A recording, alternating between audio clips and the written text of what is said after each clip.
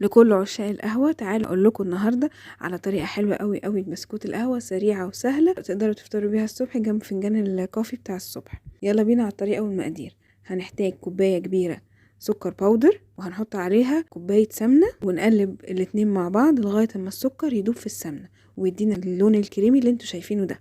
بعدين هحط عليها بيضتين ومعلقة صغيرة فانيلا ومعلقتين كاكاو ومعلقة كبيرة تركش كوفي البودرة زي ما انتوا شايفين كده، وشوت اسبريسو. ممكن شوت وممكن 2 شوت على حسب ما انتوا بتحبوا قوة القهوة في البسكوت نفسه. بعدين هبدأ اقلب كله مع بعضه، الخليط ده مع بعضه لغاية اما الاقي القهوة دابت خالص في السمنة. بعد كده هحتاج 3 كوبايات دقيق، وهحط عليهم معلقتين كبار نشا، نص معلقة كبيرة بيكنج باودر، ورشة ملح، وهقلب كله مع بعضه. وبعدين ابدأ احط نص الكمية على خليط السمنة اللي كان عندي، وبعدين اقلب. احنا مش بنعجن، احنا بنلم بس الخليط. البسكوتات عموما كلها خدوها كده قاعدة، البسكوتات كلها ما ينفعش تتعجن، هتنشف في الفرن.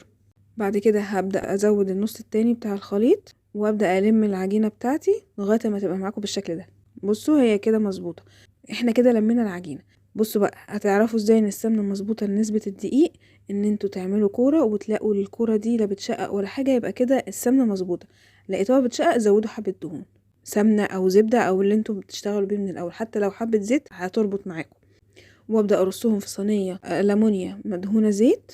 بعد كده هبدأ اشكلها بشكل حبات القهوة زي ما انتوا شايفين كده. شايفين انا بشكلها ازاي؟ شبه حبة القهوة بالظبط، سهلة خالص. وبعد كده ادخلها في فرن حامي على درجة حرارة 180 لمدة 9 دقايق ل10 دقايق. هي حتى في الفرن ما بتاخدش وقت كتير. وبعدين هتطلع لكم بالشكل ده، وشايفين هي بتتكسر ازاي، هي مظبوطة وبتدوب في البق. والتركش كوفي ما تقلقوش، التركش كوفي هيدوب تماما في العجينة دي، مش هتحسوا بيه.